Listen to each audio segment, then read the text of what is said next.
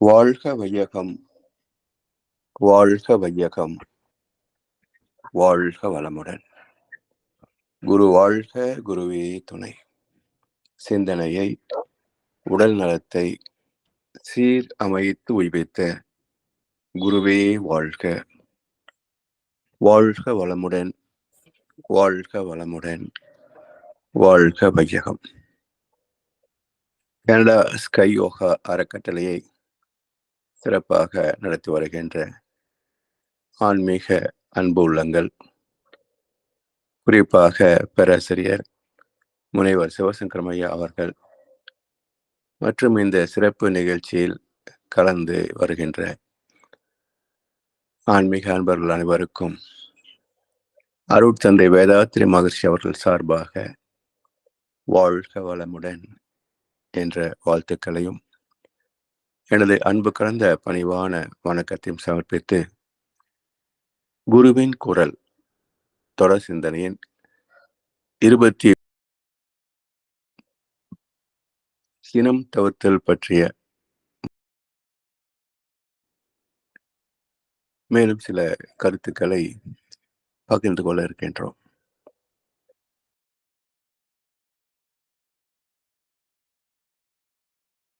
அடுத்து அவர்கள் மீது சினம் கொள்ளக்கூடாது என்ற ஒரு முடிவு வரும். பிறகு அதை பயன்படுத்துகின்ற செயல்பாட்டிலே ஆரம்ப கட்டத்திலே சில தவறுகள், மறதி தோன்றத்தான் செய்யும். தொடர்ந்து இந்த பயிற்சியை விடாமுயற்சியோடு செய்து வருகின்ற போது அதிலே நாம் வெற்றி காண முடியும். சரி, இப்போ திருமணம் ஆனவர்களுக்கு யார் மீது அடிக்கடி சினம் வருகிறது, முதல் நபர் யார் என்ற ஒரு கேள்வி வருகின்ற போது நிச்சயமாக அவரவருடைய வாழ்க்கை துணையாகத்தான் இருக்கும். ஏன் என்ற ஒரு கேள்வி எழுப்பி பார்க்கின்ற போது உரிமை எடுத்துக்கொள்கின்றோம். என்னுடைய வாழ்க்கை துணை என்னில் பாதி என்ற உரிமையை எடுத்துக்கொள்கின்றோம். இருந்தாலும் தவறு யார் மீது உள்ளதோ அவர்கள் தானே திருத்தம் பெற வேண்டும். வாழ்க்கை துணை என்பதனால் ஒருத்தர் வருத்திக் கொள்வதற்கான லைசன்ஸ் இல்லை. எனவே எப்போதெல்லாம் நமக்கு சினம் வருகிறது என்பதை சற்று அமைதியாக அமர்ந்து சிந்தித்து பார்த்தால்தான் தெரியும்.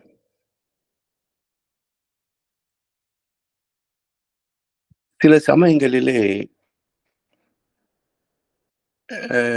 இந்த காரியத்தை செய்தால் அல்லது இந்த வார்த்தையை சொன்னால் அது நமக்கு ஏற்புடையதாக இல்லை என்பதனால நமக்கு சினம் வருகிறது.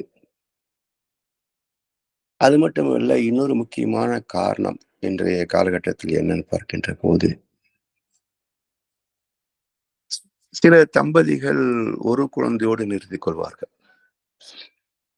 அப்போ எல்லோருடைய அன்பும் பாசமும் அந்த ஒரு குழந்தை மீதே செலுத்தப்படுகின்ற போது, அதுவும் வசதி உள்ள குடும்பத்திலே அவன் கேட்டதெல்லாம் கிடைக்கும். உலகமே சொர்க்கலோகம்தான், எல்லாமே நாம் கேட்டபடி விரும்பியபடி நடக்கும் என்ற ஒரு கருத்து தோன்றுவதற்கும் நிலைப்படுவதற்கும் இந்த சூழ்நிலை ஒரு முக்கியமான காரணமாக அமைந்துவிடுகிறது. அடுத்தவரும் மனதை பொருட்படுத்த வேண்டும் என்ற ஒரு சிந்தனையே இருக்காது. அதனாலும் இல்லற வாழ்க்கையிலே பிரச்சனைகள் அதிகமாகும். இன்றைக்கு தமிழ்நாட்டிலே பார்க்கின்ற போது நாளுக்கு நாள் விவாகரத்து எண்ணிக்கை கூடிக்கொண்டே போவதாக ஒரு புள்ளி விவரம் சொல்கிறது.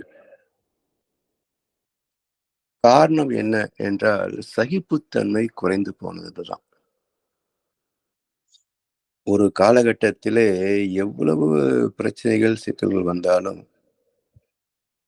பிரிந்து போவது என்பதை நினைத்து கூட பார்க்க மாட்டார்கள். இதை கண்ணதாசன் ரொம்ப அழகாக ஒரு பாடலை சொன்னார். மணமாலை தனைச் சூடி உறவாடுவார். மனம் மாறாமல் பல காலம் விளையாடுவார். ஒரு கால தமிழ்நாடு இதுதானடா.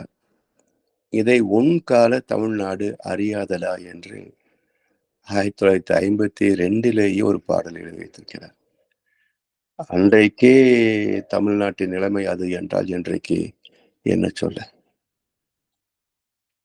எனவே இதற்கான காரணம் என்ன என்று பார்க்கின்ற போது, அடிப்படையில நம்மைப் போல பிறருக்கும் வாழ்கின்ற சுதந்திரம் உண்டு, சிந்தனை திறம் உண்டு, அனுபவங்கள் உண்டு, தகுதி உண்டு என்று தன்னைப் போல பிறரை எண்ணும் தன்மை, அந்த பண்பாடு குறைந்து கொண்டே வருவதுதான் சினம் வருவதற்கான ஒரே காரணம். மற்றவர்களையும் நம்மைப் போலவே மதிக்க வேண்டும் என்ற பண்பாடு யாரிடத்திலே உள்ளதோ அவர்கள் எல்லாம் அதிகமாக சினம் கொள்வதில்லை. சரி, இப்போ இது எல்லாம் யாரு கற்றுக் கொடுப்பார்கள்? எல்லாவற்றுக்கும் ஒரு ட்ரெய்னிங் சென்டர் இருக்கிறது. திருமணத்திற்கு என்று ஒரு ட்ரெய்னிங் சென்டர் இருக்கிறதா? திருமணத்துக்கு முன்பே வாழ்க்கையை புரிந்து கொள்ளுங்கள் என்ற வகையிலே எங்கேயாவது ஒரு பயிற்சி கூடம் இருக்கிறதா பாருங்க. இது மிக அவசியமான ஒரு பயிற்சி கூடம். வாழ்க்கையை கற்றுக் கொடுக்க வேண்டிய ஒரு பயிற்சி கூடம். அதைத்தான் இப்போ மனவளக்கலையிலே நாம் செய்து கொண்டிருக்கின்றோம். காயல்ப பயிற்சியிலேயும் நம் தாம்பத்தியத்தை பற்றி சற்று விரிவாகத்தான் பேசுகிறோம். அதே போல் அகத்தாய் பயிற்சிகளிலேயும் பல விஷயங்களை நாம் தெளிவாக பேசுகிறோம். இவற்றெல்லாம் புரிந்து கொண்ட பிறகுதான் நம்மில் எத்தனை குறைகள் உள்ளன என்பதே நமக்கு மனதுக்கு எட்டுகிறது. அறிவுக்கு எப்பவும் எட்டும், மனதுக்கு இப்பதான் உரைக்கும். அப்ப இது எல்லாம் எப்படி நாம் சீர் செய்து கொள்வது? எவ்வளவு காலம் ஆகும் என்று ஒரு மலைப்பே தோன்றலாம். இப்போ எதை சொன்னால் நமக்கு சினம் வருகிறது, அதற்கான சூழ்நிலை என்ன என்பதை நாம் கவனிப்பது மட்டும் அல்ல. அந்த பிரச்சனைக்கு தீர்வு என்ன என்றால், மனதிலேயே புதைத்து வருந்துவதை விட, ஒருவருக்கொருவர் திறந்த மனதோடு பேசி, அதை விவாதிப்பது என்று கூட சொல்ல முடியாது. கலந்து பேசி, அதற்கு ஒரு தீர்வு காண்கின்ற போது, அது அந்த கணவன் மனைவி உறவுக்கே ஒரு மேன்மையை அளிக்கும். பெரும்பாலும் உறவுகள் கெட்டுப் போவதற்கு காரணமே மனம் விட்டு பேசாததுதான்.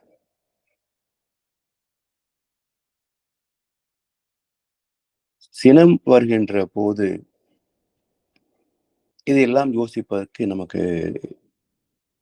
தோன்றாது. ஆனால் அது சாந்தமான பிறகாவது அதை பற்றி பேசலாம் இல்லையா? உச்சி வெயில் சூரியனை மேகம் மூடுது. நம் உள்ளம் எனும் சூரியனை கோபம் மூடுது. காற்று வந்தால் மறுபடியும் மேகம் ஓடுது. பேசி கலந்து விட்டால் கோபம் மாறி நேசமாகுது என்றார் கவிஞர் கண்ணதாசன் ஒரு பாட்டுல. ஆனா இப்ப மனம் விட்டு பேசுவதற்கே ஒரு பயிற்சி வேண்டியதாக இருக்கிறது. என்னத்த சொல்லி என்னத்தாக போகுது போங்க என்று அது பேசுவதற்கே இடம் கொடுப்பதற்கு மனம் மறுக்கிறது. இப்படிப்பட்ட குடும்பங்களும் சமுதாயத்திலே பல இருக்கின்றன.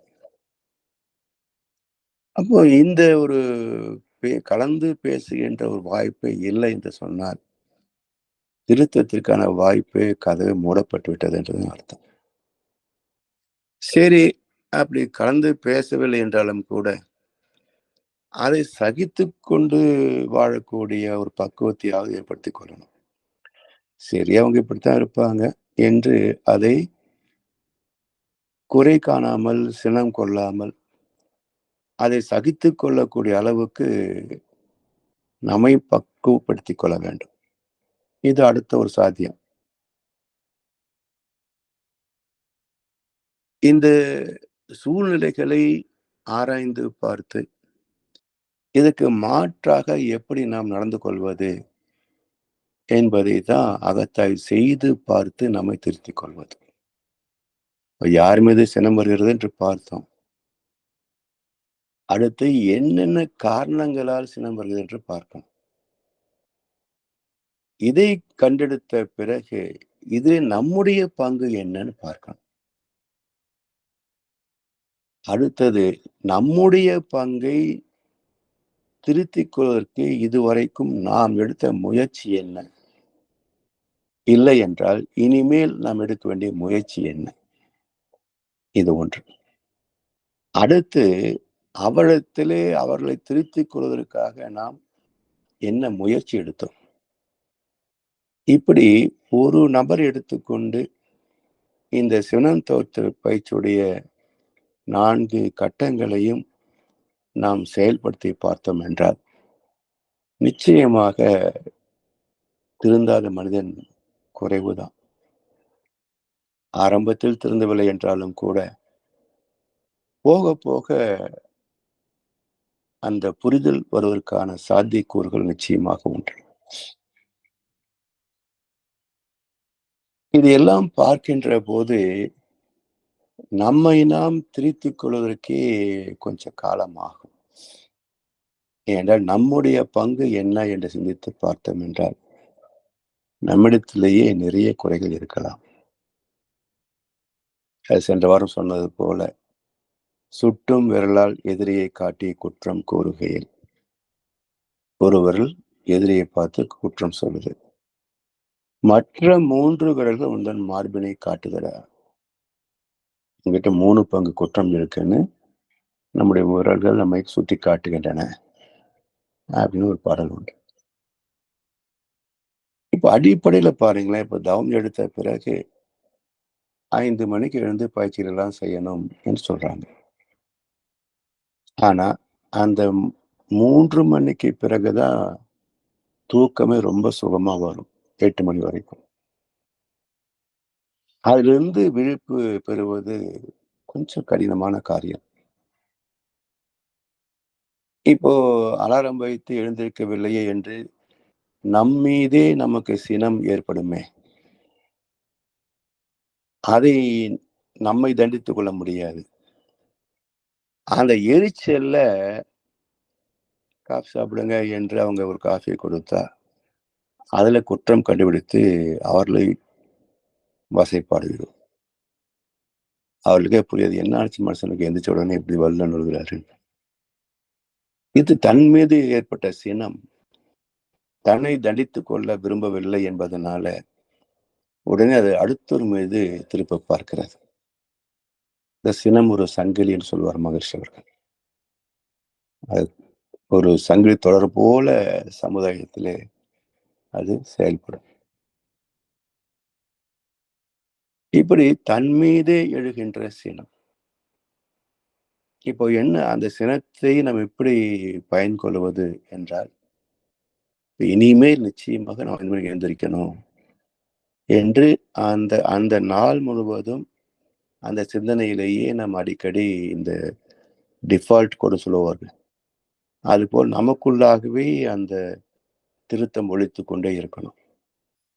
இப்படி சில நாட்களிலேயே 5 மணிக்கு எழுகின்ற அந்த வெற்றியை சாதித்து விடலாம். இப்ப 5 மணிக்கு எழுந்து விட்டோம்னு வச்சுக்கோங்களேன், உடனே நாம் வெற்றி பெற்று விட்டோம் என்ற ஒரு மகிழ்ச்சி ஏற்படும். அந்த மகிழ்ச்சி நேரத்தில் ஒரு காஃபி தருகின்ற போது அது சர்க்கரை இல்லை என்றால் கூட குடித்து விட்டு அமைதியாக வந்து விடுவோம். வீட்டிலேயே ஆச்சரியப்படுவாங்க, என்ன சர்க்கரை போட மறந்துட்டேன் எப்படி குடிச்சீங்க? வாயில ஒரு நாளைக்கு போராட்டம் என்ன தினம் தானே சர்க்கரை போட்டு குடிக்கிறோம் என்று அன்போடு பேசுகின்ற ஆ அந்த தன்மையை பார்த்து மனைவிக்கு வியப்பு வந்துவிடும். இந்த மனுஷனுக்கு என்னாச்சு இன்னைக்கு என்று யோசிப்பாங்க. எனவே இது போன்ற சிறு சிறு வெற்றிகளிலே நாம் பெறக்கூடிய ஒரு பெருமிதம், ஒரு தன்னிறைவு. அது நமக்கு சாந்தத்தையும், சகிப்புத்தன்மையையும், பொறுமையையும் கூடுதலாக ஏற்படுத்தும். இப்படி சினத்தை பொறுமையாக, சகிப்புத்தன்மையாக, விட்டுக் கொடுத்தலாக மாறுகின்ற போது, நம்முடைய பர்சனாலிட்டி, நம்முடைய குணாம்சம், குணாதிசயம் மாற்றம் பெறுகிறது. சரி. அடுத்ததாக பார்க்கின்ற போது,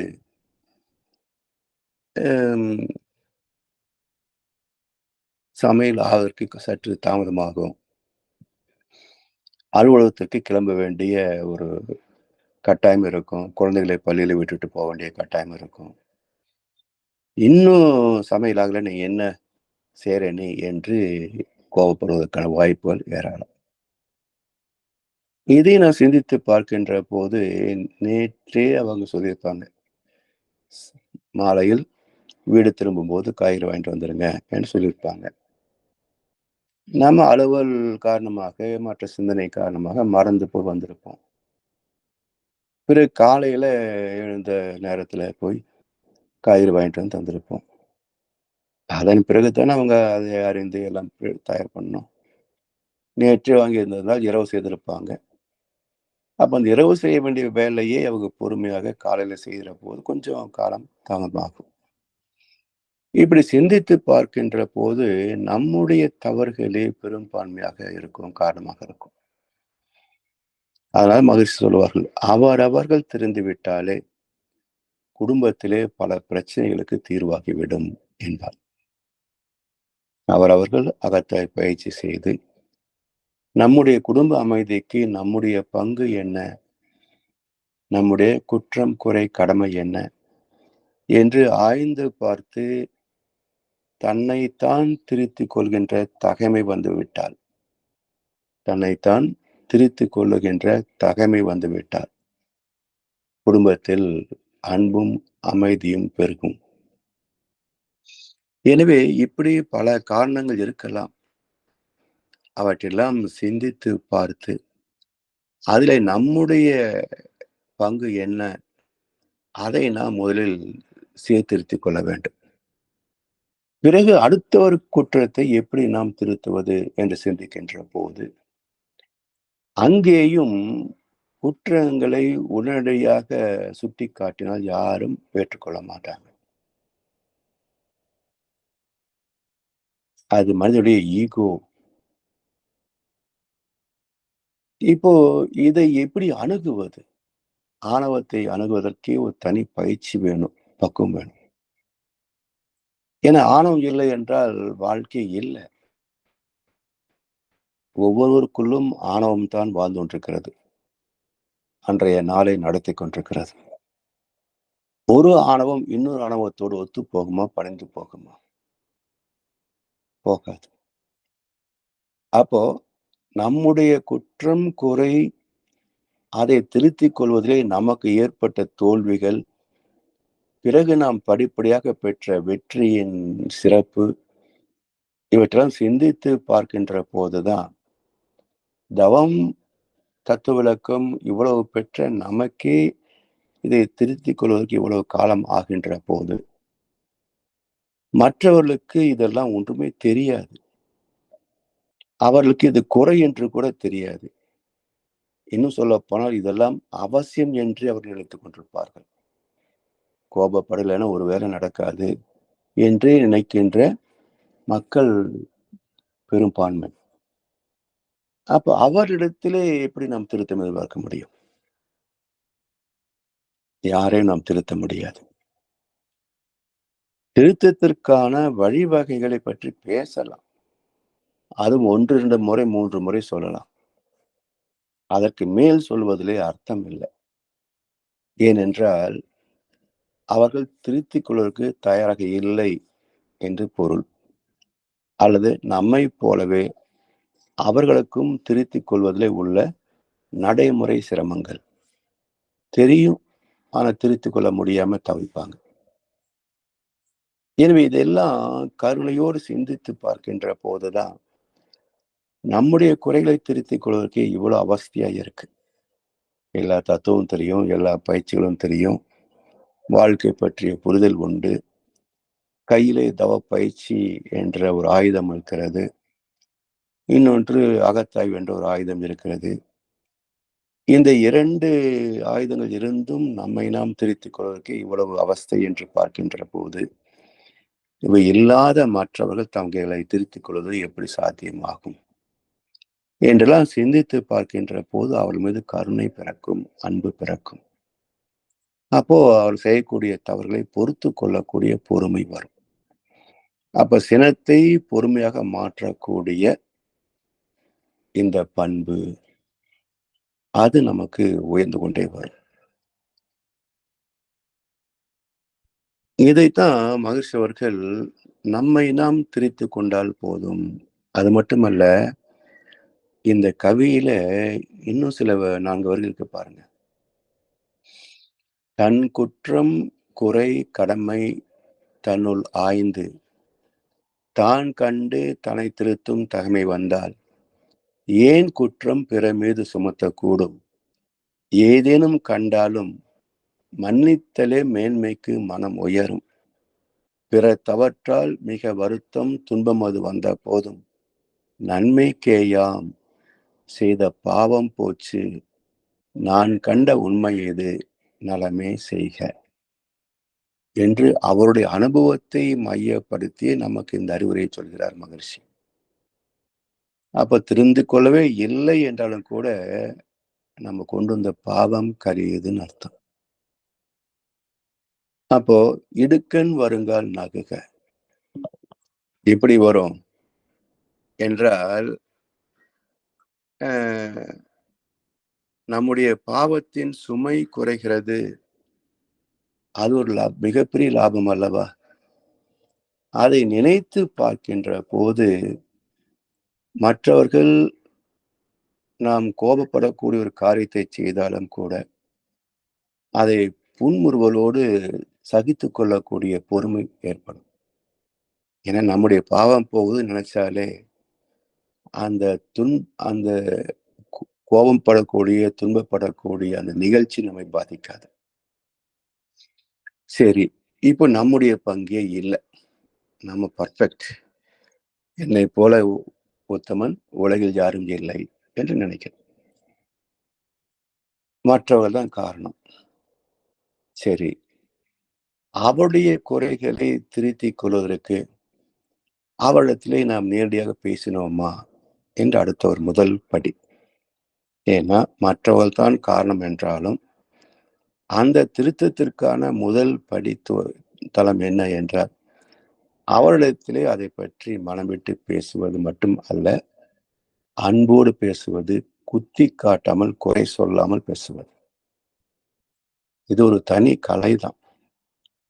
அடுத்துடைய குற்றத்தை பற்றி பேசுகின்ற போது அவர்களை பற்றித்தான் பேசுகிறோம் என்பதை காட்டிக்கொள்ளாமல் அவருடைய குறைகளை திருத்திக் கொள்வதற்கான ஒரு வழியை சொல்லுவது என்பது மிகப்பெரிய பக்குவம். அந்த பக்குவம் இல்லை என்றால் அடுத்தது என்ன?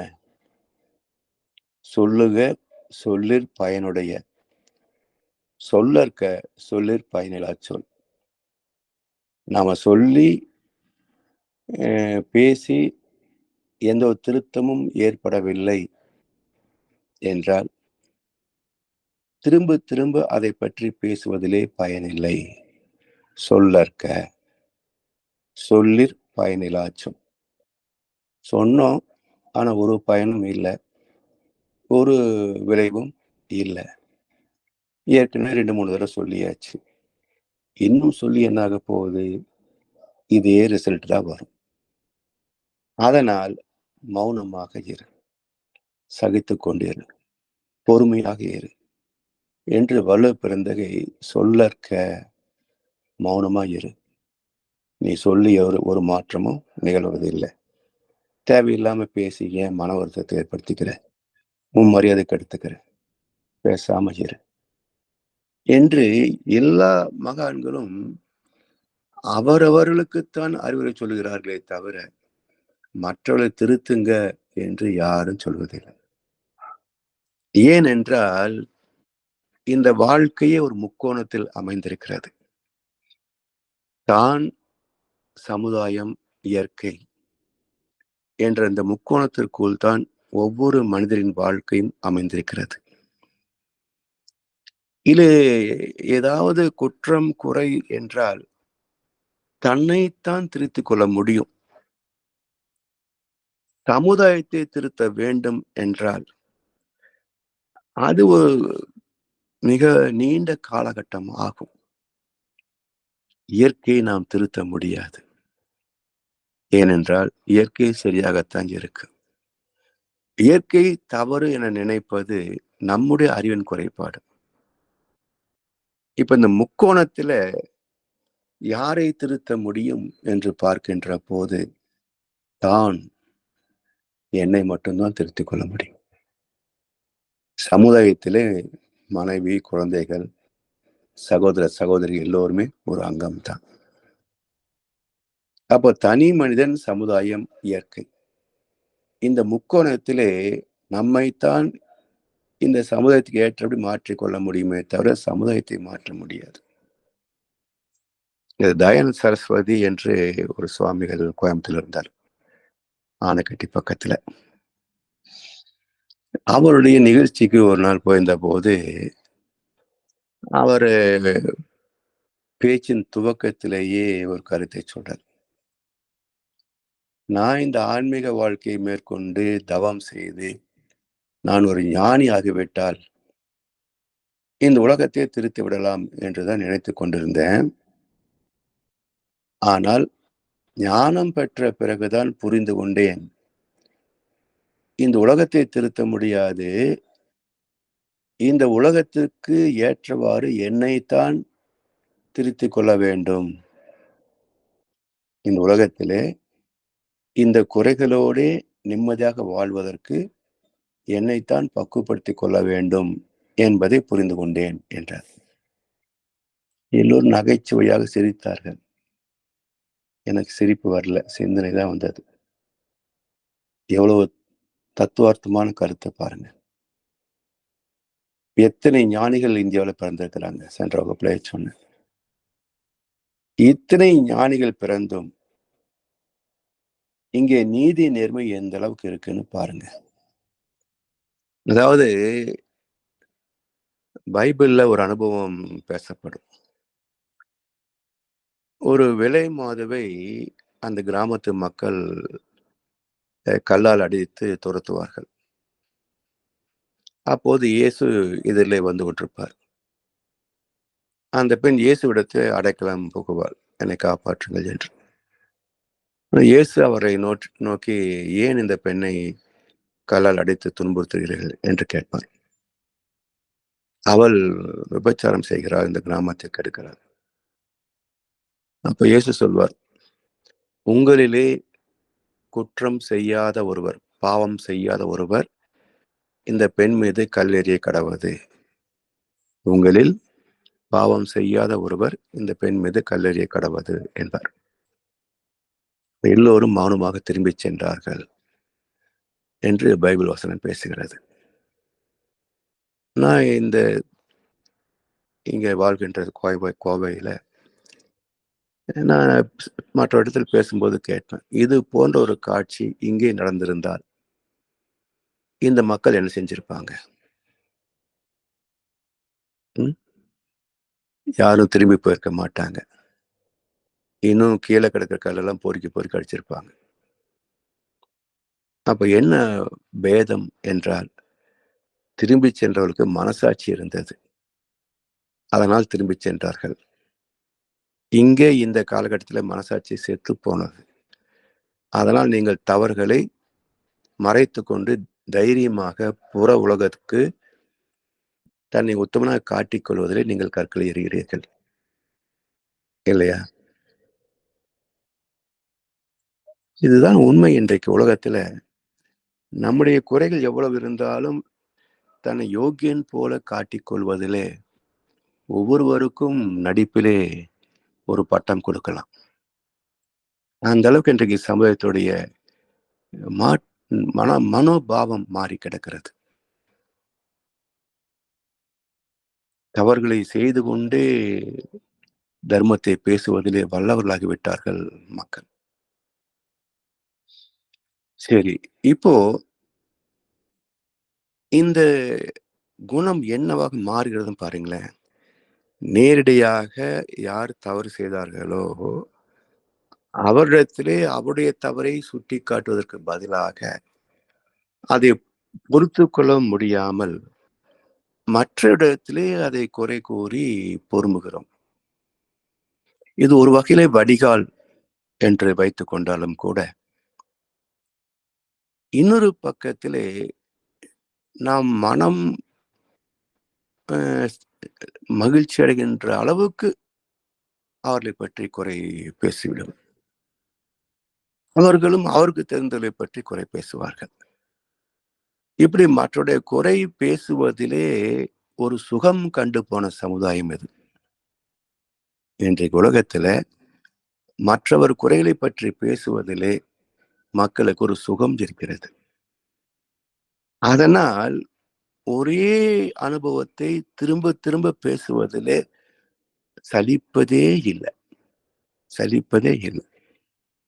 ஆனா அவர்களை யாரை குறை சொல்கின்றோமோ அவர்களும் ஏதாவது நன்மை செய்திருப்பார்கள் இல்லையா? அந்த நன்மையை பற்றி பேச வேண்டும் என்று பேசிவிட்டு அடுத்த ஒரு முறை அதை பற்றி பேச தொடங்குகின்ற போதே, ஆமாமா அது அன்னைக்கே சொன்னீங்க. என்ன அர்த்தம்? நிறுத்திருன்னு அர்த்தம். அப்ப குறைகளை பேசும்போது ஆர்வமாக ரசிக்கின்ற மக்கள் ஒரு மனிதனின் நிறையை பற்றி பேசுகின்ற போது ஒரு முறைக்கு மேல் கேட்பதற்கு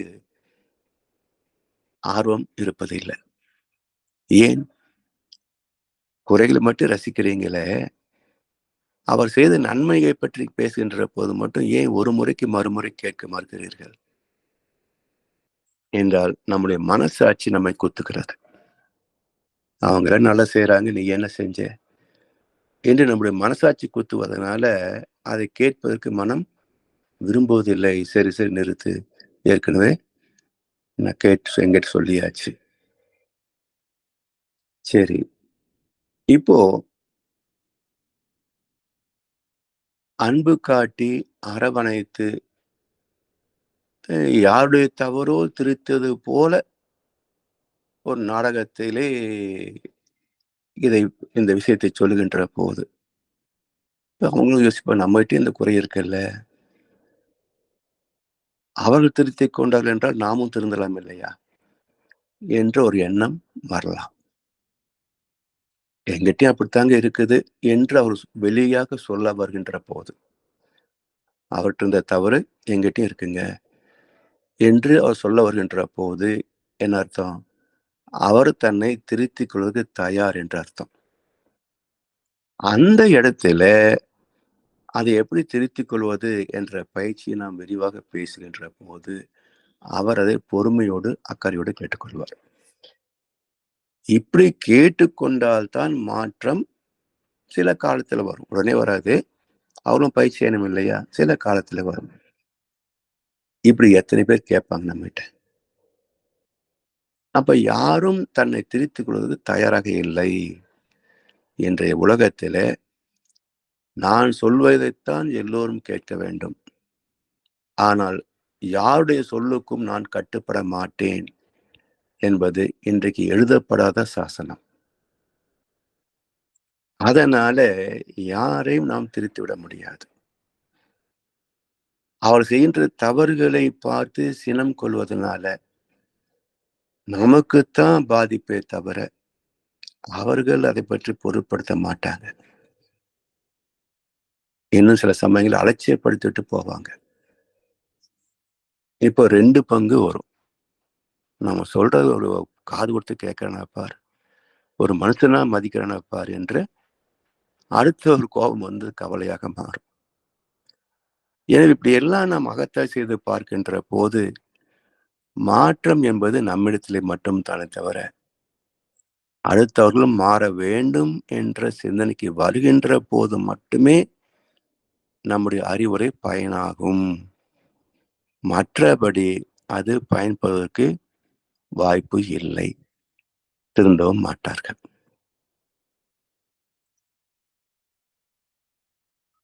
சரி. இப்போ இந்த பயிற்சி குழந்தைகளிடத்திலே சற்று எளிதாக செல்லுபடியாகும்.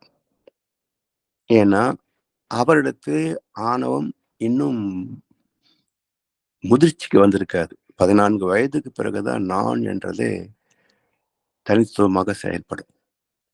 குழந்தை பருவத்தில் அது தாய் தந்தையை சார்ந்தே இருக்குமே தவிர, குழந்தைகள் அது கற்கின்ற பருவம் அல்லவா?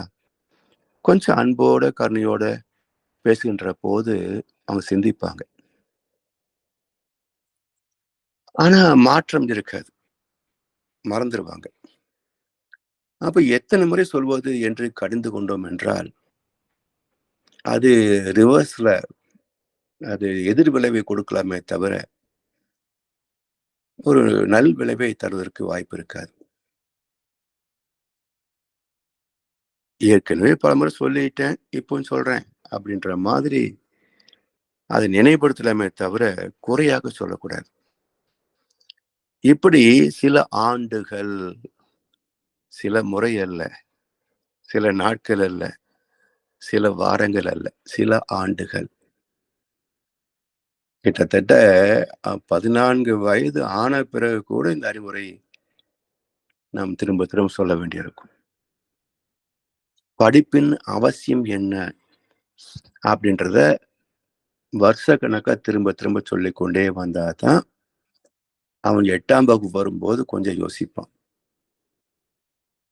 10ஆம் வகுப்பு வரும்போது தான் கொஞ்சம் திருந்துவதற்கு முயற்சி செய்வான். 12ஆம் வகுப்பு வரும்போது தான் கொஞ்சம் மாறுவான். கல்லூரிக்கு போன பிறகு தான் இன்னும் கொஞ்சம் மாற்றம் வரும். அது மட்டுமல்ல, அந்த அந்த சமயத்திலே ஏற்படக்கூடிய பருவ தாகங்கள். வயது வந்த பிறகு வரக்கூடிய சில மயக்கங்கள். அதனால் ஏற்படக்கூடிய சில புதிய செயல்பாடுகள், மாற்றங்கள்.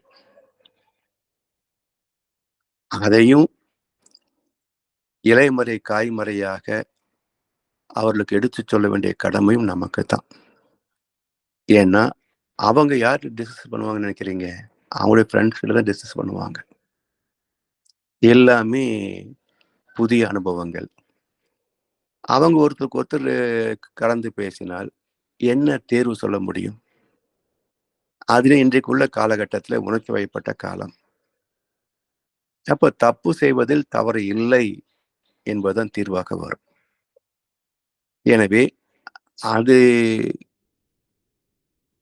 நாமே அதை குழந்தைகளுக்கு அவருடைய காரண காரியத்தை விளக்கிச் சொல்லி காயல்ப பயிற்சியை தந்துவிட்டால், அவர்கள் அந்த பருவ கவர்ச்சியிலே சிக்க மாட்டார்கள். பாலியல் குற்றங்களை செய்ய மாட்டாங்க. இப்படி ஒரு குழந்தையை வளர்ப்பது தான் உலகத்திலேயே மிகப்பெரிய கடினமான காரியம் எது என்றால், ஒரு குழந்தையை பெற்று வளர்த்து நல்ல ஒரு குடும்பஸ்தனாக, ஒரு சமுதாய உறுப்பினராக மாற்றுவது தான் மிகப்பெரிய சாதனை. அதை பற்றிய சிந்தனையோ, பொறுப்போ இல்லாத காரணத்தினால்தான் குழந்தைகளை பெற்றுக்கொள்வதிலே ஒரு வேகம், அது பெற்றெடுத்ததிலே ஒரு மகிழ்ச்சி. உண்மையிலேயே ஒரு குழந்தையை பெறுவதற்கு வருத்தத்தான் படணும். இத கஷ்டப்பட்டு வளர்த்து, ஆளாக்கி எப்படித்தான் நாம் பண்ண போறோமோ என்று நினைத்தோம் என்றால், குழந்தை பெற்றுக்கொள்ள வேண்டும் என்ற ஆசையே இருக்காது. ஏன்னா நம்மை திருத்திக் கொள்வதற்கு எவ்வளவு கஷ்டம். இனி அதை வேற திருத்தணுமா? எதுக்கு இவ்வளவு எக்ஸ்ட்ரா பர்டன் என்ற ஒரு சிந்தனை வந்தது என்று சொன்னால், குழந்தை பெற்றுக்கொள்வது தேவையில்லை என்றுதான் விடை வரும். எனவே அறம் சார்ந்து, ஒழுக்கம் சார்ந்து வாழ்வது அவ்வளவு எளிது அல்ல இந்த சமுதாயத்துல. ஏதோ இன்றைக்குத்தான் இப்படின்னு கிடையாதுங்க. மகாபாரத காலத்திலேயே பாண்டவர்கள் என்ன வாழ்ந்து கிழிச்சாங்க? ம். எல்லாம் நல்லவங்க தான். என்ன வாழ்ந்தாங்க? பிள்ளை பருவத்திலிருந்து சாவு வரைக்கும் அவர்கள் சுகத்தை துய்த்ததாக சரித்திரமே இல்லை. எப்பவும் பிரச்சனைகள் பிரச்சனைகள் பிரச்சனை தான் சந்திச்சிருக்கிறாங்க. அப்ப உலக வாழ்க்கையே இங்கே அறம் சார்ந்து இது மிக குறைந்த வீதம் தான். அதனால்தான் இங்கே பிறப்பதற்கு விரும்புவது இல்லை. அதாவது கண்ணாசர் பாட்டுல சொல்லுவாரு, சென்றவனை கேட்டால் வந்துவிடு என்பான், வந்தவனை கேட்டால் சென்று விடு என்பான். இருன்னு யாரும் சொல்றது இல்லை. செத்து போனவனை கேட்டா வந்துருப்பா, இங்கேயே சுகமா இருக்குது, அங்க எதுக்கு அவசப்படுற என்று சென்றவனை கேட்டால் வந்துவிடு என்பான். வந்தவனை கேட்டால் இங்க பிறந்து வளர்ந்து வாழ்வுன்ற பொருளை கேட்டால் இங்கிருந்து என்ன அவசப்பட்டு பேசாம போறது நல்லதும்பாங்க, சென்று விடு என்பான். அப்ப இந்த பூமியில இரு என்று சொல்வது யாரும் இல்லை என்ற கருத்தை ஒரு பாட்டுல சொல்லியிருக்கிறார். ஏன்னா இந்த பூமி அப்படிப்பட்ட ஒரு சூழல். காரணம் என்ன சொன்னால், இந்த பூமியே இந்த ஆத்மாவை சுத்தப்படுத்தக்கூடிய ஒரு ட்ரை கிளீனிங் ஷாப். இந்த பூமியே ஒரு ட்ரை கிளீனிங் ஷாப். இந்த ஆத்மாவை சுத்தப்படுத்தக்கூடிய ஒரு சிறைச்சாலை தான் இந்த பூமி வாழ்க்கை. நீங்க புராண கதைகள் எல்லாம் பார்க்கின்ற போது மேல் லோகத்துல தேவர்கள் ஏதாவது தவறு செய்வாங்க. உடனே தேவேந்திரனோ அல்லது பிரம்மா விஷ்ணு சிவனோ அவர்களுக்கு தண்டனை கொடுப்பார். நீ பூலோகத்திலே போய் மானிடனாக பிறந்து இந்த பாவத்துக்குரிய துன்பத்தை எல்லாம் அனுபவித்து உன்னை நீ சுத்தப்படுத்தி கொண்டு மீண்டும் இங்கேயே வா என்று சொல்லி பூமிக்கு அனுப்பியதாக பல கதைகள். மகாபாரதத்துல கூட பீஷ்மருடைய கதாபாத்திரம் அப்படித்தான் இருக்கும். ஸோ இந்த பூமியே இந்த ஆத்மாவை சுத்தப்படுத்துவதற்கான ஒரு ட்ரை கிளீனிங் ஷாப். அப்ப எல்லோரும் அழுக்கோட தான் பறந்திருப்பாங்க. எல்லாரும் அழுக்கு மூட்டைகளாக தான் இருப்பாங்க. யாருக்கு விழிப்புணர்வு வந்து விட்டதோ அவர்கள் தங்களுடைய அழுக்குகளை கழுவி சுத்தப்படுத்திக் கொள்ள வேண்டும். சுத்தமான பிறகு மீண்டும் இந்த ஆத்மா பரிசுத்த ஆத்மாவோட கலந்து போகும். இந்த கண்ணசோட அழகா ஒரு பாடல சொல்லுவார், உயிரே அழுக்கு துணி, இந்த ஆத்மாவே ஒரு அழுக்கு மூட்டை, ஒவ்வொரு மண்ணே நம் பிறப்பு. அந்த அழுக்கு மூட்டைக்கு இந்த பூமியில ஒரு பிறப்பு. பூவுலக வாழ்க்கை என்னும் பொல்லாத கல்லினிலே மோதி அடிக்கையிலே முட்டி கசக்கையிலே ஆதி சிவம் என்னும் ஆற்றில் வரும் வெள்ளத்திலே அழுக்கெல்லாம் வெளுக்குதிர வெள்ளையப்பா, அழுக்கெல்லாம் வெளுக்குதிர வெள்ளையப்பா, அவன் அருள் என்னும் நிழல் தனிலே வெள்ளையப்பா, இந்த உயிர்கள் எல்லாம் வாழுதடா வெள்ளையப்பா என்று கண்ணதாசன் ஒரு பாடலை சொல்லியிருக்கிறார். ஏன்னா இந்த பூமியே நம்முடைய ஆத்மாவை சுத்தப்படுத்துவதற்கான ஒரு நல் வாய்ப்பு என்பதை புரிந்து கொண்டு விட்டோம் என்றால், இங்கே முதல் கடமை எதுங்க? என்னை நான் திருத்திக் கொள்வதுதான் முதல் கடமை. மற்றவர்கள் திருந்துவதற்கு உதவி செய்வது என்னுடைய அடுத்த கடமை. இதோட முடிந்தது வாழ்க்கை. ஸோ அடுத்தவர் என்பதில் உலகம் வரைக்கும் போகும். எனவே முதலில் நம்மை நாம் திருத்திக் கொள்வது. சரி, இப்போ இந்த பயிற்சி எடுத்த பிறகும் ஏற்படக்கூடிய சறுக்கல்கள். ஆரம்பத்துல பாத்தீங்கன்னா பயிற்சி எடுத்ததே நினைவுக்கு இருக்காது. வழக்கம் போல கோபம் கவலை எல்லாம் இருக்கும். சில நாட்களுக்கு பிறகுதான் சினம் வந்து ஓய்ந்த பிறகு நமக்கு சினம் தவிர்த்தல் பயிற்சி நினைவுக்கு வரும். மேலும் சில காலத்திற்கு பிறகுதான் சினம் வருகின்ற போதே பயிற்சி நினைவுக்கு வரும். மேலும் சில காலங்களுக்கு பிறகுதான் சினம் வருகின்ற போதே அதை கட்டுப்படுத்தி கொள்ளக்கூடிய, வெளியே காட்டிக்கொள்ளாத ஒரு தகைமை வரும். இன்னும் பல காலத்திற்கு பிறகு சினம் கொள்ளாத பக்குவம் வரும். இதுதான் இந்த பயணம். எனவே மகிழ்ச்சி நம்மை ஊக்கப்படுத்துவதற்காக ஒரு வாரத்துல மாத்திரலாம். ஒரு 3 மாசத்துக்குள்ள நீங்க வந்து புனிதன் ஆயிரலாம் அப்படின்னு ஊக்கப்படுத்துறாரு. இருந்தாலும் நம்முடைய வினை பதிவுகளின் சுமை, அழுத்தம் எவ்வளவுன்னு நமக்கு தெரியாது. எனவே மகிழ்ச்சி சொல்லக்கூடிய கருத்தை முன்மாதிரியாக கொண்டு, அவர் சொல்லுகின்ற அளவிலே நான் வெற்றி பெற்றுவிட வேண்டும் என்ற உத்வேகத்தோடு பயணம் செய்தால், பயிற்சி செய்தால் தான் கொஞ்ச காலத்திற்கு பிறகாவது மாற்றம் வரும். இது சாத்தியம் இல்லை என்று அலட்சியப்படுத்தி விட்டாலோ, அதற்குள் நான் மாறி மகானாகி விடுவேன் என்று நினைத்தாலோ, ஏமாற்றம் தான் கிடைக்கும். ஏன்னா, என்னுடைய அனுபவம் மட்டுமல்ல. மன்றங்களிலே நாம் தொடர்புள்ள பல பேருடைய அனுபவங்களை பார்க்கின்ற போது, இன்னும் கொஞ்சம் கொஞ்சம் ஆசை, கொஞ்சம் கொஞ்சம் கவலை, கொஞ்சம் கொஞ்சம் கோபம் எல்லாம் இருக்கத்தான் செய்யுது. மகிழ்ச்சியுடைய அளவுக்கு இங்க தூய்மை பெற்றவர்கள் என்று இன்னும் யாரையும் நான் பார்த்திருக்கேன் என்பது தெரியல. ஏன்னா, மன்றங்கள பார்க்கிறபோது ரொம்ப அன்பும் கருணையுமாகத்தான் தெரியிறாங்க. வீட்டுக்கு போய் பார்த்தா தானே தெரியும் என்ன நிலைமைன்றது. இல்ல அவரோட 1 மாசம் 10 நாள் இருந்து பார்த்தா தானே தெரியும் என்ன நிலைமைன்றது. ஏதோ சிறிது நேர அனுபவத்திலே மட்டுமே பார்த்துவிட்டு, ஓ! இவங்க இந்த பேரரசர்கள்லாம் ரொம்ப பக்குவமாயிட்டாங்க. அன்பும் கருணையுமா மாறிட்டாங்க. அப்படின்னு எடுத்துக்கொள்ள முடியுமா?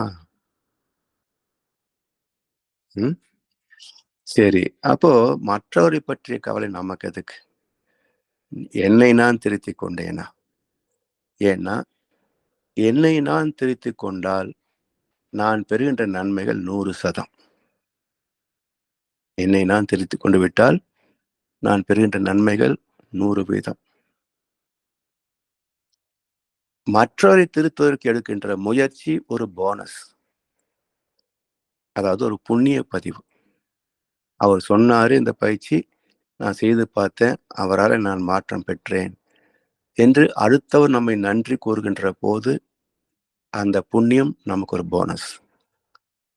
ஆனா, நாம் செய்கின்ற பயிற்சிகள் நமக்கு வெற்றி அளித்தால், அதுதானே ஆத்ம தூய்மைக்கான ஒரே வழி. சரி. இப்படி இந்த பயிற்சியை செய்வதில இன்னொரு குறிப்பு மகிழ்ச்சி குடுத்தாங்க. அது சென்ற வாரமே நான் சொன்னேன். அதாவது அடிக்கடி சினம் வருவதும், பயிற்சி மறந்து போவதுமாக இருக்கின்ற போது, அதை எழுதி பார்ப்பது என்று முதல்ல ஒரு பயிற்சி. மகிழ்ச்சி குடுக்கிற போது அப்படித்தான் சொல்றார். அடிப்படையை எழுதி பார்க்கணுன்றது. அப்படி தவறுகின்ற போது அடுத்த ஒரு பயிற்சி என்ன சொல்றாரு? ஒரு வேளை பட்டினி போடுங்க. உபவாசம் அல்ல, பட்டினி. அந்த ஒரு வேளை பட்டினி போடுற போது, உடல் செல்கள் எல்லாம் பசியில துடிக்கும். ஏதாவது சாப்பிடணும், சாப்பிடணும், சாப்பிடணும்னு துடிக்கும். உனக்கு இன்னைக்கு சாப்பாடு கிடையாது. ஏன் கிடையாது? அதான் அடிக்கடி கோவம் வருதுல்ல. நெறைய உயிர் இருக்குல்ல உன்கிட்ட. அத வச்சு சமாளிச்சுக்கோ. எதுக்கு ஒரு சாப்பாடு கேட்கிற? என்று நம்முடைய அறிவே நம்முடைய மனதுக்கு அறிவுரை சொல்லி, அதை மனம் ஏற்று பிறகு தவறாமல் அதை பின்பற்றுகின்ற போதுதான், சினம் தவத்தல் பயிற்சியிலே நான் வெற்றி பெற்று விட்டேன் என்று எனக்கு நான் சான்றளித்துக் கொள்ள முடியுமே தவிர, வேற வழியே கிடையாது. இந்த ஒவ்வொருத்தரையும் நாம் அ பயிற்சி தந்து, அதில நிச்சயமாக சினம் வராத பக்குவத்தில் நாமும் அடையலாம், மற்றவருக்கும் அடைவதற்கு வழிகாட்டலாம். வாழ்கின்ற காலத்தில் உடல் நலம், மகிழ் மனம், நட்பு நலம், கருமைய தூய்மை மற்றும் பிரம்மஞானம் கூட சாத்தியமாகலாம். இந்த வகையில் ஒரு நிறைவான ஆத்ம நிறைவான வாழ்க்கையை வாழ முடியும். ஏனென்றால் பிள்ளைகளாய் இருந்தவர்தான் பெரியவரானார். அந்த பெரியவர்கள் கோபத்தினால் சிறியவரானார். கள்ளமில்லா உள்ளத்தினால் பிள்ளைகள் எல்லாம் பேசி கண் எதிரே காணுகின்ற தெய்வங்கள் ஆனார். அதாவது குழந்தைகளுக்கு கோபம் வந்தா எவ்வளவு நேரம் தாங்கும்? ஒரு வினாடி மறந்துடும், அடுத்த உடனே மறந்து போயிடும். அப்படி இருந்த நாம தான் இப்படி கெட்டு போயிட்டோன்றாரு. பிள்ளை பருவத்தில் எப்படி இருந்தோமோ அதே போல சாகின்ற வரைக்கும் வாழ்ந்து விட்டால் நமக்கு எந்த சிக்கலும் இருக்காது. அதாவது குழந்தையாய் மனிதன் இருந்திருந்தால் குழப்பமும் மயக்கமும் உலகில் இல்லை. வளர்ந்த மனிதன் ஆசைகளால் வாழும் வழிகளில் நேர்மை இல்லை. இன்னொரு பிறவி நான் எடுத்தால் இறைவா என்றும் குழந்தையாய் வாழவிடு என்று ஒரு விண்ணப்பத்தை வைக்கிறார் கண்ணதாசன். அப்படின்னு என்ன அர்த்தம்? அந்த 1.5 சைஸ்ல அப்படியே இருந்துருதுன்னு அர்த்தமா? அப்படி இல்லை. உடல் வளர வேண்டும், ஆற்றல் பெருக வேண்டும், சாதனைகள் புரிய வேண்டும், வாழ்ந்து சிறக்க வேண்டும். ஆனால் மனசு மட்டும் குழந்தையாவே இருக்கணும். மனசு மட்டும் குழந்தையாகவே இருக்கணும். எப்படி? குழந்தைகள் எதையும் நினைவில் கொள்ளாது, நன்மை செய்பவர்களையும் பெருசா பாராட்டாது, துன்பம் தருபவர்களையும் நினைவிலே கொள்ளாது, அவர்களுக்கே மறுபடியும் நன்மை செய்தாலும் செய்யும். இப்படி பிள்ளைகளாய் இருந்தவர்தான் பெரியவரானார். அந்த பிள்ளையில் இருந்த பக்குவத்தை மறந்து போய் நாம் பெரியவர்களாகி வளர்ந்து பக்குவமாகிறோம் என்ற நினைப்பிலே நம்மை நாம் தாழ்த்தி கொண்டோம். குழந்தைகளை வளர்க்கிறோம் சொல்லி அவ்விடத்திலே சுயநலத்தை வளர்த்து விட்டோம். அந்த பெரியவர்கள் கோபத்தினால் சிறியவர்களானார். கள்ளமில்லா உள்ளத்தினால் பிள்ளைகள் எல்லாம் பேசி கண் எதிரே காணுகின்ற தெய்வங்கள் ஆனார். வீட்டுல குழந்தைகளை பார்க்கிறோம், அக்கம் பக்கம் வீடுகளில் குழந்தைகளை பார்க்கிறோம். அந்த குழந்தைகளை பார்க்கின்ற போது இப்படி இருந்தன்னா எப்படி கெட்டு போயிட்டேன் பாத்தியா என்று அந்த குழந்தைகளை பார்க்கின்ற போதெல்லாம் நமக்கு இந்த நினைவு வரணும். இப்படி இருந்தன்னா எப்படி கெட்டு போய் கிடக்கிறேன், இதை சாதனை என்பவர் நினைக்கிறேனே, இதை பெருமை என்று நினைக்கிறேனே, இந்த முட்டாள்தனத்தை என்ன சொல்ல என்று குழந்தைகளை பார்க்கின்ற போதெல்லாம் இந்த குறிப்பு நமக்கு நினைவில் வந்தது என்றால் மாற்றம் வளர்ந்து கொண்டே இருக்கும். கடைசியாக மகர்ஷியுடைய கவியை சொல்லி நிறைவு செய்கிறோம். சினம் அடக்கி அருகுணத்தை சீரமைத்துக் கொண்டு சிந்தனையை அகத்தவத்தால் உயர்த்தி நின்ற போது மனமடக்கி பேரின்ப எல்லை நிற்க நிற்க மௌனதவம் ஒரு மாதம் காலம் ஏற்று ஆற்ற இனம் பலவாம் என்ன அலை ஒடுங்கி ஓய்ந்த போது எத்தனையோ தத்துவங்கள் இறைவழக்கம் பெற்றேன். வனம் போக வேண்டாம், நாம் இல்லறத்திலிருந்து வாழ்ந்து கொண்டே தவத்தை ஆற்றி வெற்றி பெறலாம் என்று நம்முடைய மன மாற்றத்திற்கான வழியை மகர்ஷி இந்த 8 வரியில சொல்றார். சினம் அடக்கி அருகுணத்தை சீரமைத்துக் கொண்டு சிந்தனையை அகத்தவத்தால் உயர்த்தி நின்ற போது, நம்முடைய எண்ணங்களை அகத்தாய் பயிற்சியின் மூலமாக வெற்றி பெற்று உயர்ந்து நிற்கின்ற போது மனம் அடங்கி பேரின்ப எல்லை நிற்க நிற்க, மனம் தானாகவே அடங்கணும், அடக்க முடியாது.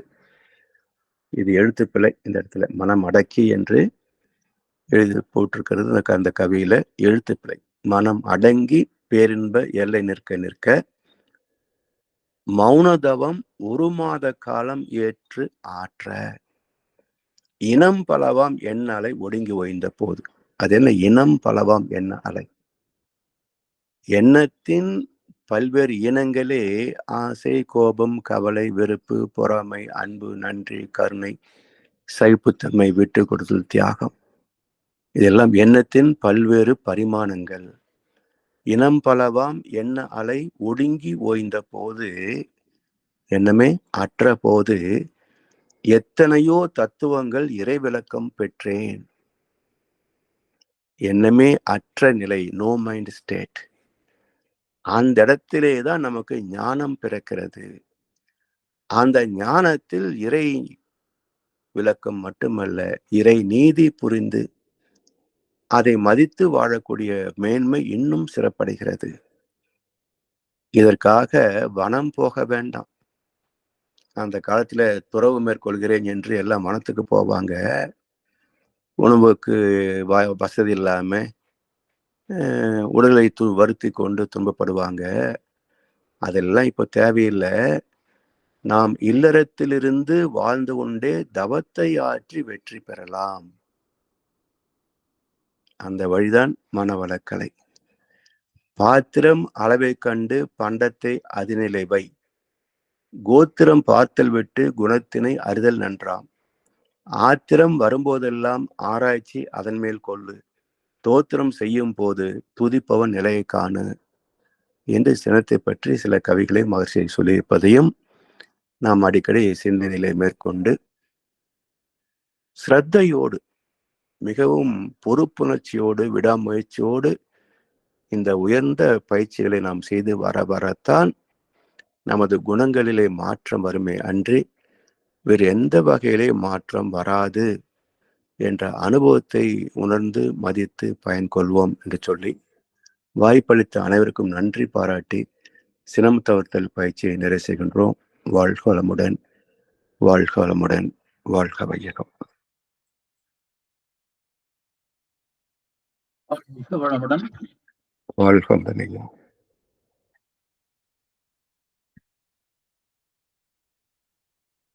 எங்களுடைய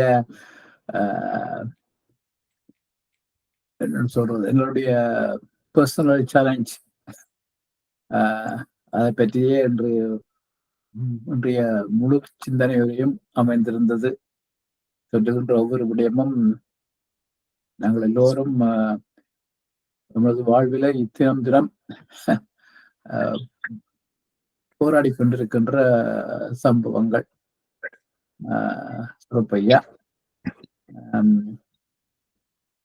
நண்பர்களுடைய கேள்விக்கு போவோம். ஐயாவிடம் உங்கள் கேள்வியை கேட்க விரும்புவர்கள், இல்ல கருத்துக்களை தெரிவிக்க விரும்புவர்கள் கைகளை எத்தி கேட்கலாம்.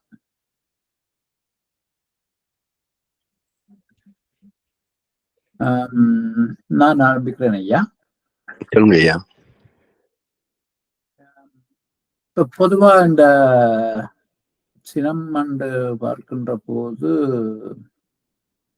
வேதத்தலத்தில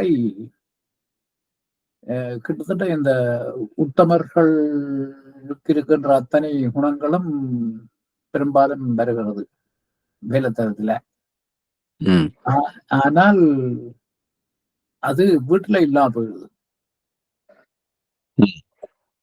அது அது எப்படி ஐயா? வேதத்தலத்தில மற்றவர்களை பற்றி அவர்களுடைய கருத்துங்களுக்கு ஒத்து போகாட்டாலும் அதை அவர்களுடைய கருத்து இது எழுது கருத்துண்டு அதை தாராளமாக அதை ஏற்றுக்கொண்டு போடுகின்றோம், சினம் தருவதில்லை.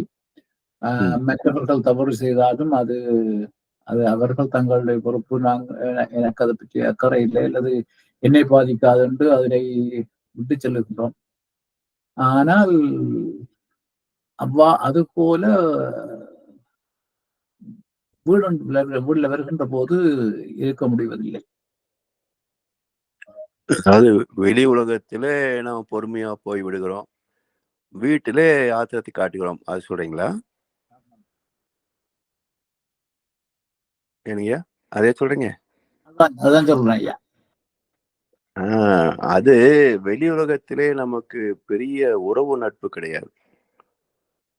மற்றவர் செய்தாலும் அவருடைய குறை அப்படின்னு ஏத்துக்கிறோம். அது எளிதாக கோவப்படுவது தவறு, இவர் கோவப்படுறாரு அப்படின்றத இழிவாக ஏற்றுக்கொள்கிறோம். ஆனா வீட்டுக்கு வருகின்ற போது இது நமக்கு என்று ஒரு பற்று உள்ள இடம். நம்முடைய வாழ்க்கை துணை, நம்முடைய குழந்தைகள், நம்முடைய வீடு, நம்முடைய உறவு நட்பு என்று ஒரு பற்று உள்ள இடம். அந்த பற்றின் காரணமாக மற்றவர்கள் ஏதாவது செய்கின்ற போது அவர்கள் நல்லபடியாக வாழ முடியாதே, இந்த தவறு செய்கிறார்களே, அதை திருத்த வேண்டுமே என்ற அக்கறையில் தான் கோபம் வருகிறது. ஆனா சினத்தினால் திருத்த முடியாது என்பது நமக்கு தெரியறதில்ல. திருந்த வேண்டும் என்பது நோக்கம். ஆனால் எடுக்கின்ற முயற்சி எதிர்மறையானது. திருத்தம் எப்போ வரும்? அன்பு காட்டி அரவணைத்து அறிவுரை சொன்னால்தான் திருத்தம் வரும். அப்போ சினம் என்பது நமக்கு தீய விளைவுகளை மட்டுமே தருமே அன்றி நாம் எதிர்பார்க்கின்ற நல்விளைவை தராது. இது ஏற்கனவே நாம பார்த்தோம் இல்லைங்களா? விலங்கிலிருந்து தொடர்ந்து வரக்கூடிய ஒரு குணம் இந்த சினம், கவலை என்பதெல்லாம். சமுதாயத்திலேயும் அது பல தலைமுறைகளாக அப்படியே வாழ்ந்து பழகிவிட்டார்கள். இதுவரைக்கும் நாமும் பெற்ற அனுபவங்கள் எல்லாமே அப்படித்தான். இப்போ மகிழ்ச்சியிடத்துல வந்த பிறகு பயிற்சிகளை பார்க்கின்ற போதுதான் இது ஒரு குறை என்பது நமக்கு தெரிய வருகிறது. அப்ப இதை நீக்கிக் கொள்வதற்கு உடனே முடிவது இல்லை. ஏன்னா அவருடைய அழுத்தம், பதிவுடைய திணிவு மிக மிக அதிகம். நாம் செய்கின்ற பயிற்சியின் திணிவு மிக மிக லேசானது. அப்போ நம்முடைய பரம்பரை திணிவை எதிர்க்கக்கூடிய அளவுக்கு, போக்கக்கூடிய அளவுக்கு பயிற்சியின் திணிவு ஏற்படத்தான் அந்த சினம் படுவது என்ற பதிவை இது மேல் பதிவாக சகிப்புத்தன்மை, பொறுமை என்று மாற்றும். சினத்துக்கு மேல் பதிவு தான் பொறுமை. அப்ப மேல் பதிவு கொடுக்கிற போது உள்ள அடங்கியிருப்பது மேல வீறு கொண்டு எழுச்சி பெறாத வகையிலே நாம் அழுத்தம் கொடுக்கணும் இல்லையா? அழுத்தம் அதிகமானதானே கீழே இருக்கிறது மேல வராது. அப்ப நம்முடைய பயிற்சிகள் லேசாக இருப்பதனால இதை எளிதில் பொத்துக்கொண்டு பழைய சினம் என்ற குணம் மேலே வந்து விடுகிறது. அப்போ தொடர்ந்து இதனுடைய எடையை கூட்டத்தான், பொறுமையின் எடையை கூட்டத்தான் சினத்தின் வலு குறைந்து அது அடங்கி நிற்கும். அதுக்குத்தான் சில காலம் ஆகும். அதுக்கான பயிற்சிகளை எழுதி பார்த்து அதுக்கான பெரும் முயற்சி எடுத்தா நிச்சயமாக குறுகிய காலத்திலே வெற்றி பெற முடியும். அப்படி பெருமுயற்சி எடுக்காத போது கூட ஒரு நீண்ட காலமாகும் தெரிந்து விடலாம். குறைந்தபட்ச முயற்சியே இல்லை என்றால் திருத்தம் எப்படி வரும்? அதனால வீட்டிலே வருவதற்கான காரணம் பற்றுகள் அதிகம். என்னுடையது, என்னுடைய குழந்தைகள், என்னுடைய வாழ்க்கை துணை, பற்று அதிகம். எங்கே பற்று அதிகமோ நம்ம நாடு நல்லா இருக்குன்னு நினைக்கிற போது அரசியல்வாதிகள் மீது கோபம் வருது. அப்ப நாட்டு பற்று அரசியல்வாதியுடைய குறைகளை பற்றி நாம் கோபப்படுவதற்கு காரணமாகிறது. இப்ப என்ன இருக்க போது? எல்லாம் இப்படித்தான் இருக்க போறாங்க. என்னைக்கு எல்லாம் நல்லவங்களா இருந்தாங்க என்று நம்மை நாம் சமாதானப்படுத்திக் கொள்கின்ற போது அரசியல்வாதிகள் என்ன செய்தாலும் அதை கண்டுகொள்ளாமல் போகக்கூடிய ஒரு பக்கம் வரும். திருத்த முடியாது. அரசியல்வாதி நம்ம திருத்த முடியுமா? ஆனா கண்டுகொள்ளாமல் போக வேண்டியதுதான். ரைட், அப்படித்தான் இருப்பாங்க போய அப்படின்னு அலட்சியப்படுத்திட்டு போகக்கூடிய பக்கம் வரும். சரிங்களா ஐயா? அப்ப இது அந்த அடிக்கிற கைதான் நினைக்கும்ன்ற மாதிரியான. அது காரணம் என்னன்னா, அது இப்போ குழந்தைகளை நம்ம அடிக்கிறோம்னு சொன்னாக்க அதோட நன்மைக்காகத்தான் செய்யறோம். அப்போ அணைப்பது அன்பு, அடிப்பது மரக்கருணை. இறைவனை நம்ம சுத்தப்படுத்துறதுக்கு துன்பத்தை கொடுக்குறான்னு இல்லையா? இல்லையா? நம்முடைய பாவத்தை போக்குவதற்கு துன்பம் வந்துதானே பாவம் போகுது. அப்ப இறைவனே இந்த உடலை, மனதை வருத்தித்தான் சுத்தப்படுத்துறான். அது போல நம்ம குழந்தைகளை அடித்து துன்புறுத்துறோம் சொன்னா அவன் திருந்தணுன்றதுக்காகத்தான் சொல்றோம். ஆனா இது என்ன ஆகுது அப்படின்னா, இப்போ என்ன பண்ணியும் நமக்கு கஷ்டம் தீரலன்ற போது அவன் நாத்திகனா மாறுறான் இல்லைங்களா? நீ எந்த சாமி கும்பிட்டு நானும் கும்பிடுறேன், எங்கேயா கஷ்டம் தீருது, போயா கடவுள் இருக்கிறாரு இல்லையா அப்படின்னு தன்னுடைய துன்பம் அதிகமாக அவன் கடவுள் நம்பிக்கை எழுந்து நாத்திகனாகிறான். சில பேர் அது போல நாம் அதிகமான வருத்தத்தை கொடுக்கிற போது குழந்தைகள் எதிர்மறையாக திரும்புவதற்கு வாய்ப்புகள் இருக்கும். அதனால அறக்கருணையாக, நேர்மறையாக அந்த ஏன் நமக்கு சினம் கொள்கிறோம் என்பதற்கான காரண காரியத்தை விளக்கி சொன்னால் அவங்களே புரிஞ்சுக்குவாங்க. பெரும்பாலும் என்ன ஒழுக்க பழக்கமா இருக்கணும், நல்லா படிக்கிறதுக்காக தானே குழந்தைகள் அடிக்கிறோம். அப்ப அது எப்படி நன்மை செய்கிறது அப்படின்றத நாம் கோபம் வரும்போதெல்லாம் இப்படி அறிவுரையாக மாற்றணும். நமக்கு கோபம் வருது, ஆனா அவன் அது கண்டுக்கலையே. அப்ப அவனை வசைப்பாடி அடிச்சு திருத்த முயல்வதை விட, அந்த நேரத்தை இப்படி செய்யறிய கண்ணா, இப்படி செஞ்சா தான் நல்லா இருக்கும், உனக்கு நல்லது, நாளைக்கு நீ நல்லா இருக்க முடியும், உனக்காகத்தான் சொல்றேன் என்று அன்போடு அதனுடைய நன்மைக்காகத்தான் நாம் சொல்கிறோம் என்பதை புரிய வைத்து விட்டால், புரிய வைக்கணும். அது கொஞ்சம் காலமாக குழந்தைகள் தானே, அது மறந்துடும். அப்ப திரும்ப திரும்ப பொறுமையா சொல்லி சொல்லி ஒரு கட்டத்துல நினைவில் கொள்ளும். 14 வயசுக்கு பிறகு நினைவில் கொள்ளும். இருந்தாலும் நமக்கு எப்படி சிரமம் இருக்கோ அதே போல அதுக்கும் சிரமம் இருக்கும் தன்னை திருத்திக் கொள்வதில். அதுக்கான காலகட்டம் ஆகும். அது வரைக்கும் நம்ம பொறுமையாகத்தான் வாழ்ந்தாகணும். ஸோ மொத்தத்துல பார்த்தீங்கன்னா வாழ்க்கையே பொறுமையை சார்ந்ததா இருக்கே தவிர கோபத்தினால் யாரையும் நாம் திருத்தினதாக சரித்திரமே கிடையாது. இது ஒரு வகையான பழக்க பதிவே தவிர, பரம்பரை பதிவே தவிர, இது நன்மை தரக்கூடிய குணம் அல்ல. அதனால் எந்த பாடுபட்டாவது இந்த சினம், கவலை இதெல்லாம் நீக்கியே ஆக வேண்டும். அந்த வைராகத்தை வச்சுக்கிட்டு பயிற்சிகளை செய்யணும். வாழ்க வளமுடன். நன்றிகள் ஐயா. ஜனார் ஐயா. வாழ்க வளமுடன் ஐயா. வாழ்க வளமுடன் ஐயா. சிறப்பான சிந்தனை. கன விஷயங்கள் திருப்பி திருப்பி ரிஃபர் பண்ணி இருக்கிறோம். உங்களோட பிள்ளைக்குள்ள மைண்ட் ஓடிக்கொண்டே இருக்குது. முந்தி என்ன படித்தோம், இப்போ அதை என்ன செய்து கொண்டிருக்கோம்னா, நான் இப்போ பார்த்தா எல்லா இடத்துலையும் பட்ட தெருன்றதுல பிரச்சனை இல்லை போல இருக்கு. வீட்டுல சரி, வழியில சரி, எதுவும் நடக்காம அது நடக்கட்டும், நாங்க செய்யறது கொண்டும் இல்லை, அவங்களுக்கு அவங்களுடைய அறிவு இருக்கு, அதுக்கேற்ற மாதிரி செய்யறாங்கன்ட்டு இருந்தா பிரச்சனை இல்லை. இது போல ஐயா கோவப்பட்டு எதுவும் ஆகுது இல்லை. இந்த எல்லாரும் தங்களுக்கு எல்லாம் தெரியும் என்று சொல்லி நடந்து கொண்டிருக்கிறோம். அப்ப சிலவழி எடுக்கிற முயற்சிகள் கூட கொஞ்சம் வீணாத்தான் இருக்குது. ஆமா, அதுக்கு மேல இப்ப இன்னும் நீங்க மன வழக்கில படுக்கிறீங்க, யோகா படிக்கிறீங்க, இந்த நெருப்பில தண்ணி ஊத்தி பாக்குற மாதிரி இடக்கிட சோதனைகளும் எங்களுக்கு தான் வந்து கொண்டிருக்குது. நீங்க தான் அமைதியா இருக்கணும், படிச்ச நீங்க அமைதியா இருக்கணும். ஆமா, நீங்க தான் யாரு விட்டு கொடுக்கணும், அறிவுல தான் விட்டு கொடுக்கணும். வாழ்க வளமுடன் ஐயா. சிறப்பான சிந்தனை. நன்றி. நன்றி ஐயா. ஐயா, இன்னொரு கேள்வி ஐயா. சொல்லுங்க ஐயா. ஒரு பொதுவான என்னோட தனிப்பட்ட அனுபவத்திலே தான் ஐயா அது கேட்கிறேன். சினம் பெறுவதற்கு காரணம் எதுவுமே கிடையாது, தவறு கிடையாது, எதுவுமே கிடையாது. ஆனால் என்னுடைய மனதில் இருக்கிற கருத்துக்கு வேறுபாடான அல்லது சற்று மாறுபாடான கருத்து வருகின்ற போது அதை கேட்காமல் உடனடியாக அதுக்கு மறுதளிப்பாக வருகின்றது. அது பொறுமையின்மை என்று சொல்லலாமா அல்லது சினம் என்று சொல்லலாமா? ரெண்டும் ஒண்ணுதாங்க ஐயா, கொஞ்சம் டிகிரி வித்தியாசப்படும். அதாவது பொறுமையின்மை பிறகு சினமாக மாறும்.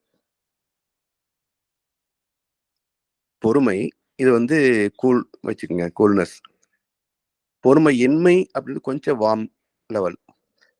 சினம் என்பது ஹாட்.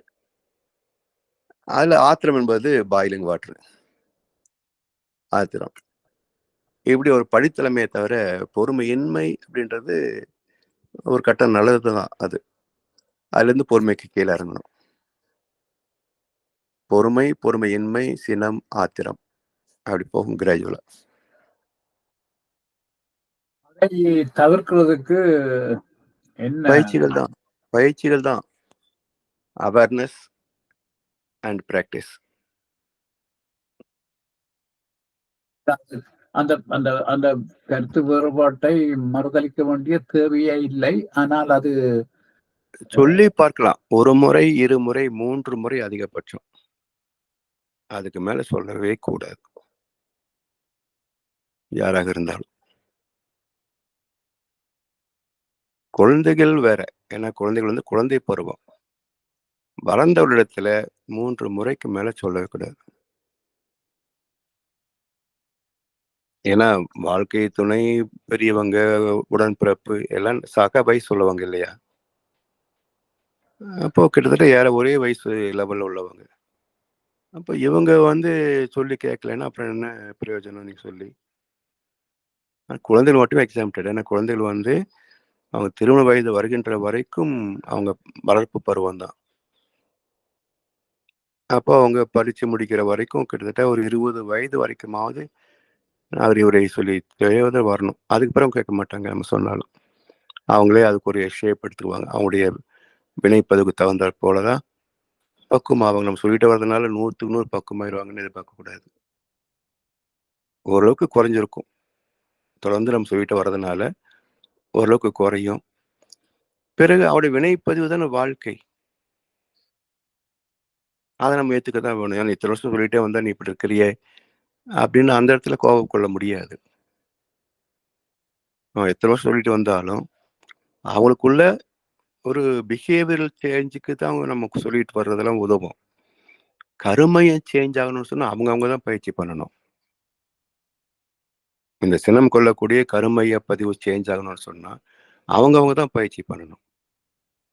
அப்ப அதுக்கான விளக்கத்தை நம்ம வந்து குழந்தை பருவத்திலே பல முறை திரும்ப திரும்ப சொல்லி அவங்களுக்கு திணிவுபடுத்தி வச்சிருக்கிறோம் அந்த பதிவை. அவங்க இந்த அகத்தை பயிற்சி எடுத்தாங்கன்னா ஈஸியா வெற்றி பெற்று விடுவார்கள். மற்றபடி வளர்ந்த இடத்துல நம்ம ஒன்றும் சொல்ல முடியாது.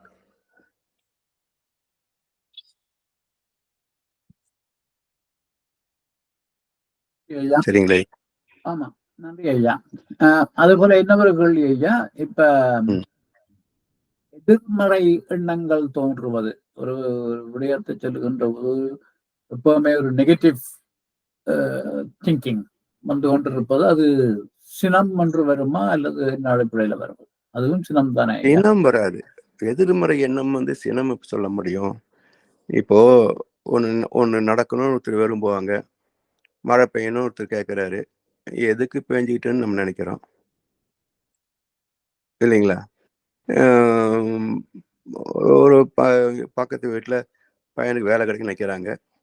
கிடைச்சானு கிடைக்காட்டு என்னன்னு நம்ம நினைக்கிறோம். இது எதிர்மறை எண்ணங்கள் தானே. ஸோ இது நம்முடைய குணத்தை பாதிக்கும். அதனால எப்பவும் அந்த எதிர்மறை எண்ணங்கள் வருகின்ற போது நமக்கு இதையெல்லாம் எதுக்கு நம்ம நினைக்கணும் என்று அதுக்கு மேல ஒரு மேல் பதிவாக ஒரு அகத்தாய் எண்ணத்தை போட்டு வைக்கணும். அது என்ன காரணம்? பொறாமை தானே காரணம். அடுத்தவங்க நல்லா இருக்கணும்னு நினைக்கிற முடியாத போது அந்த எதிர்மறை எண்ணம் தோன்றுகிறது இல்லையா? அது பொறாமை தானே காரணம். அப்போ எதுக்கு அடுத்த வளத்தை பார்த்து ஏன் பொறாமைப்படணும்? இவரை விட வசதியானவங்க உலகத்தில் எத்தனையோ பேர் இருக்கிறாங்க. நமக்கு தெரிந்த உறவு நட்பு மேலதான் நம்ம பொறாமை கொள்கிறோம். ஓ, வசதி இல்லை, பணம் தான் பிரச்சனை என்றால் எல்லாரும் அம்பானி அதானியை பார்த்து தான் கோவப்படணும், ஆசைப்படணும், பொறாமப்படணும். ஆனா எல்லாரும் பக்கத்து வீட்டுக்காரனை பார்த்து, பக்கத்து பிச்சைக்காரனை பார்த்து தான் பொறாமப்படுறாங்க இல்லைங்களா? அப்போ வசதி தான் பிரச்சனை, அம்பானி பார்த்து பொறாமப்படு. அவன் தான் எல்லா வசதியோடு இருக்கிறான், கோடிக்கணக்கான பணத்தை வச்சுக்கிட்டு. அப்ப அவன் மேல யாரும் பொறாமப்படுறது இல்லை, கோவப்படுறது இல்லை. பக்கத்து வீட்டுல பக்கத்து பிச்சைக்காரனை பார்த்து தான் பொறாமப்படுறான், கோவப்படுறான். ஸோ இது அறியாமை தானே. மனம் விரிந்தால் இதெல்லாம் விளைகிறங்க ஐயா. மனம் குறுகி நிற்கிறோம். மனதுக்கு குறுகல் வருகின்ற போதுதான் தான் தனது எழுச்சி பெறும். மனம் விசாலமாற போது தான் தனது நியூட்ரலைஸ் ஆயிடும். வாழ்க்கையில இந்த ஒரு உதாரணம் சொல்லுவாங்க. ராகு தோஷம் உள்ளவங்க கருடாழ்வார் சன்னதியில விளக்கேத்தி கும்பிட்டு வந்தா விளக்கம் சொல்லுவாங்க. அது என்ன கேது தோஷத்துக்கும் கருடாழ்வார் சன்னதியில விளக்குவதற்கு என்ன தொடர்பு அப்படின்னு பார்த்தீங்கன்னா, பாம்பு நிலத்தில் ஊர்ந்து போகக்கூடியது, கருடன் வானத்தில் பறக்கக்கூடியது. அப்ப பாம்பு பயணிக்கிற இடத்தின் பரப்பும் கருடன் பறக்கின்ற வானத்தின் பரப்பும் பார்த்தீங்கன்னா, வானம் மிக பெரியது. அப்ப குறுகி நிற்கின்ற போது பிரச்சனை பெருசா தெரியும், விரிந்து நிற்கின்ற போது பிரச்சனை சிறுசா தெரியும். இன்னும் உதாரணமா சின்ன உதாரணம் பார்த்தீங்கன்னா, ஒரு குவளை தண்ணீர்ல 2 ஸ்பூன் உப்பு கலக்கினீங்கன்னா அது சகிக்க முடியாது, குடிக்க முடியாது. இப்ப என்ன பிரச்சனை? குவளை தண்ணியா? இல்ல, 2 ஸ்பூன் உப்பு. இந்த 2 ஸ்பூன் உப்பை ஒரு அண்டா தண்ணியில கலந்து விட்டோம் என்றால் அது உங்களுக்கு தெரியுமா? உப்பு தான் பிரச்சனை, குவளையில 2 ஸ்பூன் தான், இப்ப அண்டால 2 ஸ்பூன் தான். இங்க குடிக்க முடியல, அங்க இருக்கிறதே தெரியல. இது போல மனம் குறுகி நின்றால் எல்லாமே பெரிய பிரச்சனையா தெரியும். மனம் வானலாவ விரிந்து விட்டால் பெரிய பிரச்சனை கூட சிறுசா தெரியும். அதனால மனம் விரிந்து அறிவென்னும் மாபதம் எய்திடும், மனம் அறிவாகிய மனிதனும் தெய்வமே. சோ மனம் குறுகி நிற்பது, அறிவு விரிந்து கிடப்பது. குறுகி நிற்கின்ற மனதை விரிப்பதற்கு தான் தவம், தற்சோதனை. சோ அறிவாக விரிந்து விட்டால் எதுவுமே பிரச்சனை இல்லைங்க, ஒரு போராட்டமும் கிடையாது. சரிங்களா? அதுதான் ஒரே தீர்வு, அதுதாங்க, வேற எதுவும் வழியே கிடையாது.